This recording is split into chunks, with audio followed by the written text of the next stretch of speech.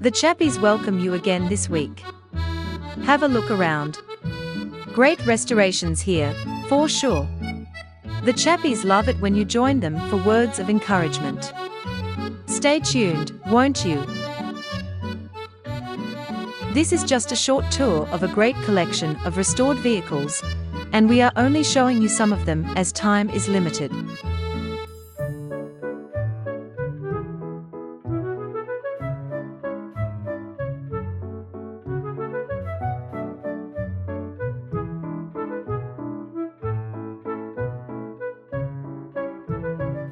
Hi everyone, I'm Chappie Chris. And I'm Chappie Peter.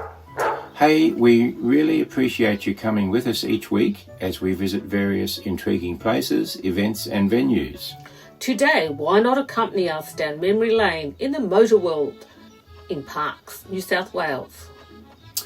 It's interesting and amusing at times to read the write-up about these vehicles.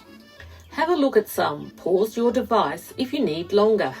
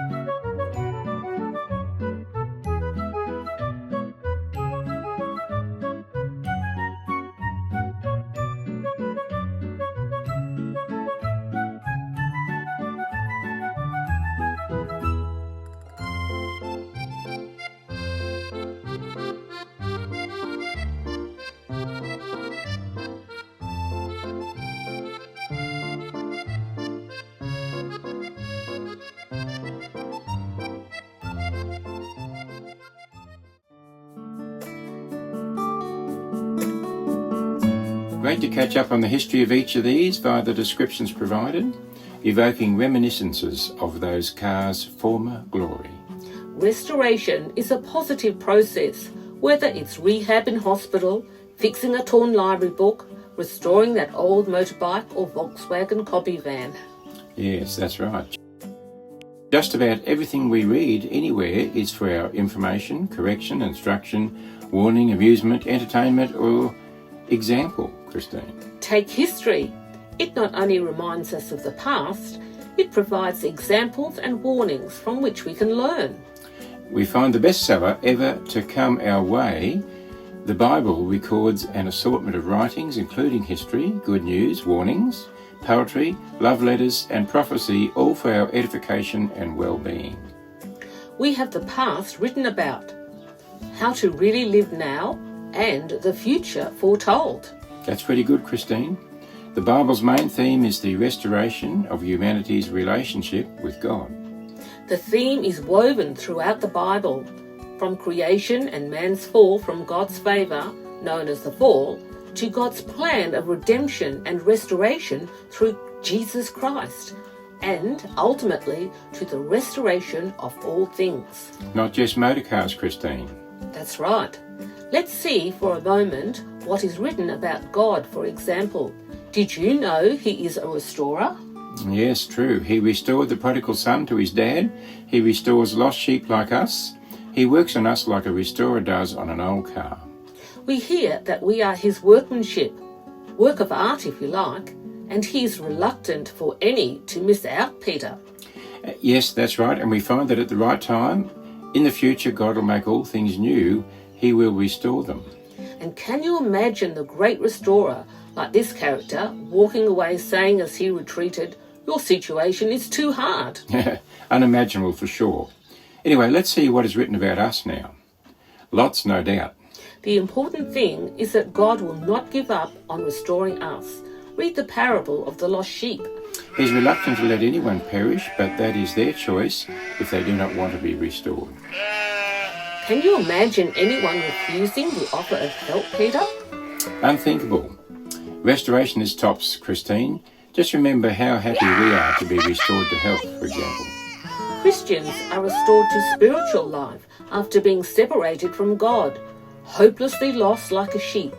We were blind and reported as good as dead. And we read of the character of God, and we are mind blown by his response to his wayward creation. Sent to take our place, we find that what was written about us, the debt we owed, the penalty we faced, has actually been cancelled by one word, forgiven. Isn't that great? It's like being born with a ball and chain on us, and this has been removed, allowing us to be free. It's great that in the restoration process, we find we are not rejected, but Jesus, like a true friend, will come in when others leave. Our restoration continues to the end. Never lose sight of the fact that each of us is special, deserving and receiving through amazing grace the best. A final thought that Jesus uses us, restored folks, to be his hands and feet in restoring others and making the great restorer known. That's true, and little things said and done in a great way can be a ministry for all and a great start. We have gifts we are happy to use, so there is a challenge to be up and about, as Jesus himself said, I must be about my Father's business. The business of reconciliation, of showing kindness and love, of making the world a better place, Christine. And now a prayer. Thank you, Lord, that you are in the business of restoration. Help me continue the work you have for me in that. Well, that's all for today. Stay tuned for our time of reflection, followed by a regular on a lighter note. Yes, thanks for joining us. Always love it on a lighter note, Christine. Goodbye. Goodbye. Questions for reflection.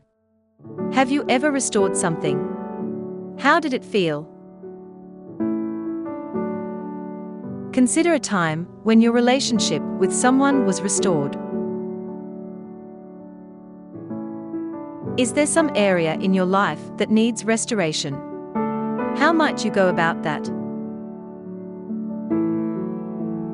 What does going about my Father's business mean to you?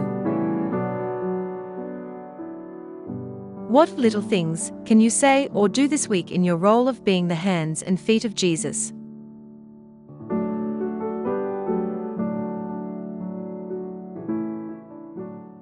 And now some items of a lighter nature. Yes, the little things can make a difference. Coffee does, of course, for starters, but the smiley faces are great, aren't they? Remember the motto, if you cannot do great things, do small things in a great way. Remember to take time to smell the roses. Since the chappies don't have any, they have to content themselves with tea tree blossom. Always watch out for bees. Fortunately, there seem to be none in Boulia. One can sniff away with impunity.